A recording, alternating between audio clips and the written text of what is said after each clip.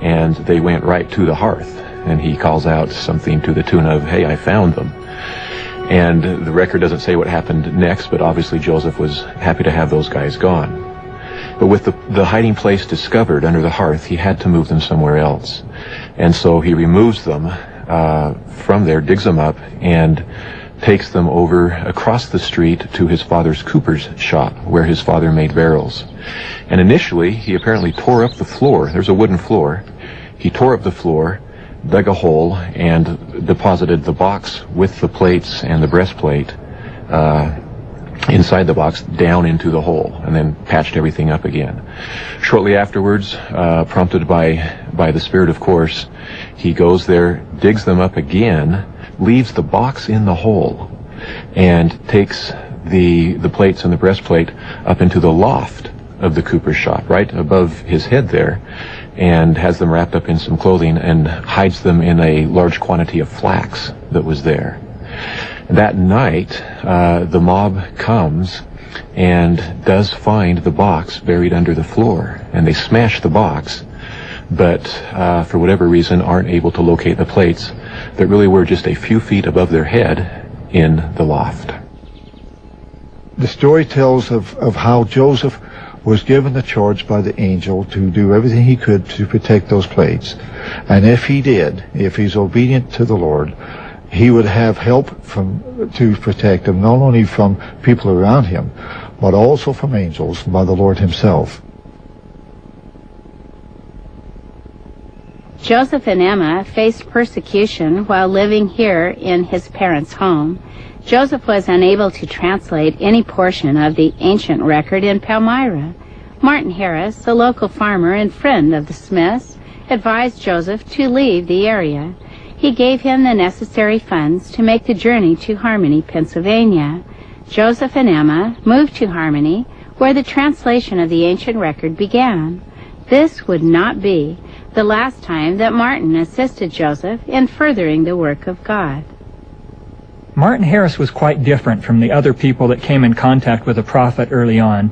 He was considerably older. Many of the people that were drawn to Joseph Smith were somewhat in and around his same age. But Martin Harris was 22 years older, old enough to have been Joseph's father. And he, in many ways, he was kind of a security figure, someone that was there for the prophet in his most urgent needs. Martin received some impressions and some witnesses such that he felt compelled to be Joseph's friend and to support him. Martin Harris had questions about the translation of the Book of Mormon, and in early 1828 he went to Harmony, Pennsylvania, where Joseph and Emma were living, and he obtained from Joseph Smith a transcription of some of the characters from the Book of Mormon plates. He then took those characters via Albany to New York City, and he showed them to at least 3 notable linguists. One of those was Samuel Latham Mitchell, who was vice president of the short-lived Rutgers Medical College. He then went to Charles Anthon of Columbia College. Anthon was known as the best classicist in America at that time. And according to Martin, he then gave him a certificate that talked about the authenticity of the transcription and the characters. After he gave him this certificate, Anthon asked Martin Harris, where did the plates come from? And when Martin Harris said that they were obtained by direction from an angel, Anthon then asked Martin Harris to give the certificate back. He took it and tore it to pieces, saying there's no such thing now as ministering of angels, and that if I would bring the plates to him, he would translate them. I informed him that part of the plates were sealed, and that I was forbidden to bring them. He replied, I cannot read a sealed book.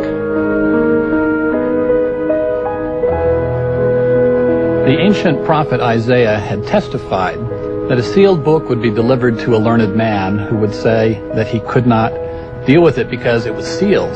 Then the person who was unlearned, Joseph Smith, was required to translate the Book of Mormon not by worldly means, but through the inspiration that God provided, showing that the Lord would work through humble individuals in order to bring about his work in these latter days.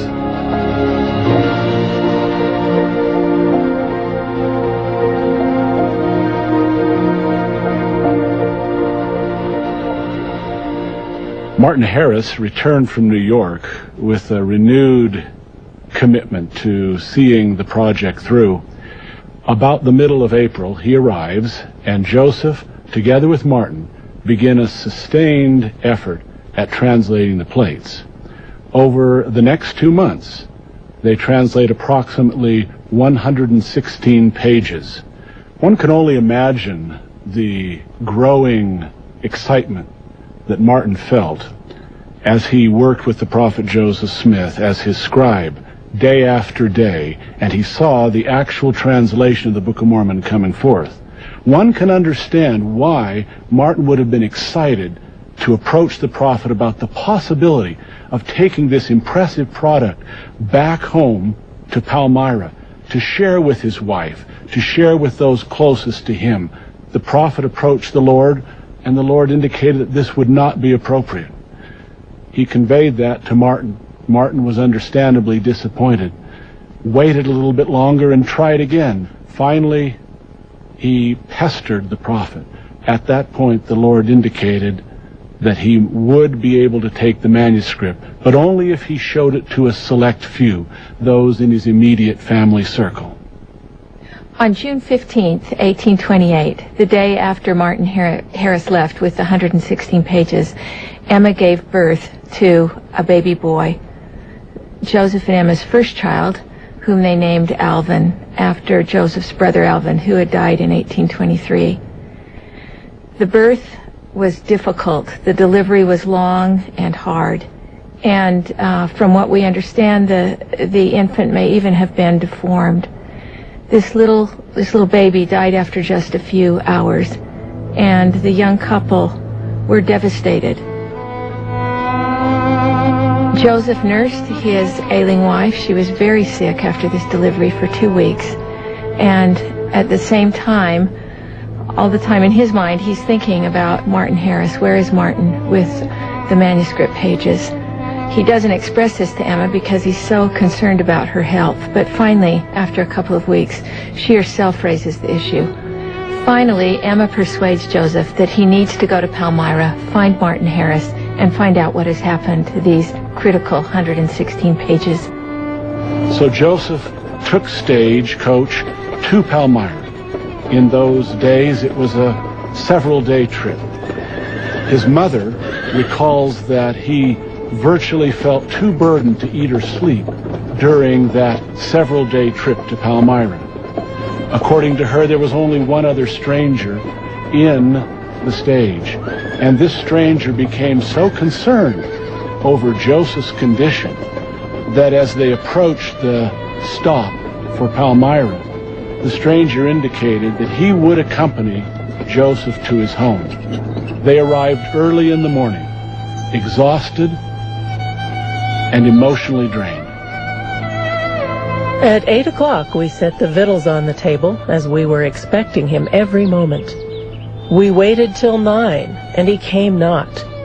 Till 10, and he was not there. Till 11, still he did not make his appearance. But at 12:30 we saw him walking with a slow and measured tread toward the house, his eyes fixed thoughtfully upon the ground. On coming to the gate, he stopped instead of passing through, and got up on the fence, and sat there some time with his hat drawn over his eyes. At length he entered the house, soon after which we sat down to the table, Mr. Harris with the rest. He took up his knife and fork as if he were going to use them, but immediately dropped them. Hiram, observing this, said, "Martin, why do you not eat? Are you sick?" Upon which Mr. Harris pressed his hands upon his temples and cried out in a tone of deep anguish, "Oh, I have lost my soul! I have lost my soul!"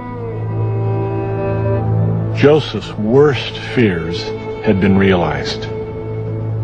He could hardly believe it. "Martin, you haven't lost the manuscript." This sentiment cut him to the very heart. Shortly thereafter, he returned, heartsick and crestfallen, to Harmony.